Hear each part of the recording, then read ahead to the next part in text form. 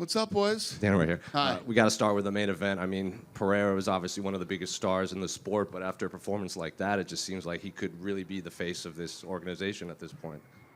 Yeah, you know, people love him. People love the way he fights, and can't be bummed out with the way he performed this evening. So He seemed to tease that maybe he was going to call for a John Jones fight, but then kind of pulled it back after, learning about Arthur.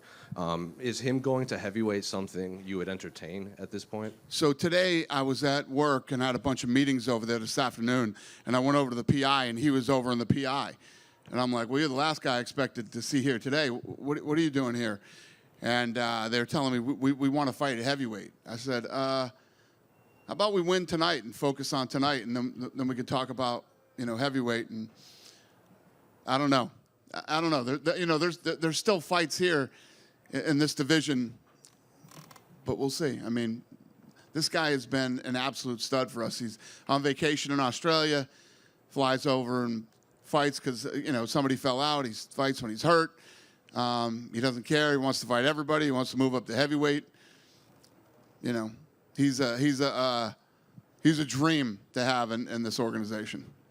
Speaking of the other fights in this division, Carlos Ulberg was in attendance. He spoke with us backstage, and he said, he wants the title shot, but he's willing to fight anybody to get it. Jiri obviously also believes he deserves the next title shot. Two great performances, I guess.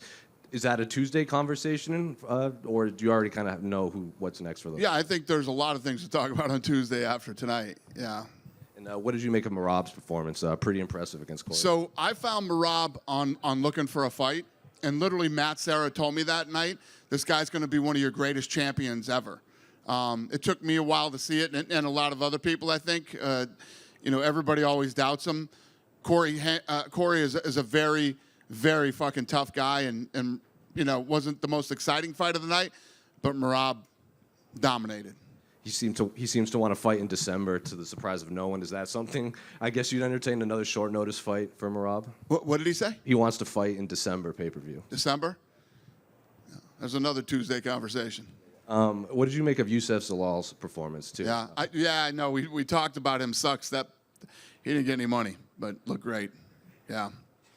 Jiri Khalil. We'll send him something. It won't be 50, but we'll give him something. Jiri Khalil, that last round's got to be one of the wildest rounds you'll ever see. Incredible. I mean, to be honest with you, as we were talking about this fight leading up to it, that's what we thought all three rounds were going to be, if it went that far. And just last one for me. What did you make of the Patchy Mix fight? A lot of people seem to think that he had done enough to deserve. Yes, yes. I knew that because my coaches told me, like, man, you have to win this round. You have to knock him out. And then I started to realize how to do that. You spoke in the week about wanting to be more patient in this fight. Was there ever moments in the first and second round where you were thinking, "Oh, I'm being too patient. I'm being too calm"? Yeah, that was right. That was right. I was too patient, and yeah, that was something I didn't realize, that I waited too much for a counter, too much waiting for a counter, because I thought like that will be there. I'm on the place. I will catch him really clearly with the counter, but his technique and his attitude was just waiting for my attacks, good defense and go back, good defense and go back. So I needed to change it, and I changed it in the third one. When do you think you hurt him to the body? Was it in round 3 or maybe at the end of round 2? Do you know when you hurt him to the body? Into body? Yeah.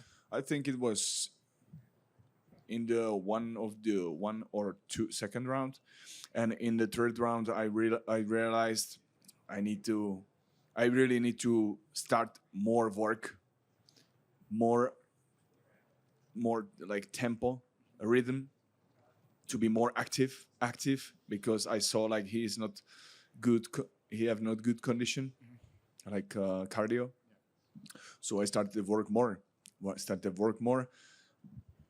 I started to believe in my defense, in my hands up, man, I didn't understand that works. Having your hands up. Because yeah, my like hands up and head movement, and when I first time I connected together and it worked. So I'm happy that was the thing in the third round. What make me happy? Why I'm happy? Because first 2 rounds was bad, man. Hello, everyone. How are you? Congratulations on another successful title defense. I guess, physically, how are you feeling? Emotionally, how are you feeling? And just overall, how happy are you with the performance? Physically, I feel great, and emotionally, I'm very relaxed and very good because this is normal for me. I do this 3 times a week. I sparring 3 times a week, and this is, as you guys see, I was just enjoying having fun there, and I'm good. This is just normal day for me. Corey seemed to, he did his homework on you. He got up a lot. I was defended quite a bit of takedowns. Were you impressed with his ability to continuously get back up in there? Yes, I was impressing actually about how he was defending my takedowns, and yeah, to get up, he was doing a great job. Also, he was pushing my hand. That way, he was making tired my hands, and yeah, he was well prepared, well training, and then I'm like, I think striking is more easier than wrestling with him because he was making my wrestling way harder than striking. Striking, I had much success with him. Well, congratulations on the victory. Did you know you were going to fight him as aggressively as you did because of how injured you were in the first fight and how you wanted to correct that in the second fight? Or did you just get in there and feel the emotions of the moment? Parabéns pela vitória. Você sabia que você ia lutar tão agressivo, que você ia entrar com essa agressividade, ou você sentiu essa emoção no momento? Não. Isso tudo faz parte do plano. Algumas semanas atrás, o Glover deu entrevista e avisou. Falou, pô, a vai diferente. Primeiro round, vocês já vão ver com essa convicção. Né? Mas ninguém acreditou. No, that was all part of the plan. And Glover even did an interview, and he said, you guys are going to see the difference in the first round. So it was all planned out. You were very good, for the most part, during the lead up to this, to not taking some of the words said by him or whoever was saying it for him and the personal attacks that were made on him. But realistically, how much of a grudge did you hold against him for those words? Você foi muito bom em não levar para o lado pessoal as coisas que ele falou e tal, mas até que ponto você conseguiu relevar as coisas que ele estava falando?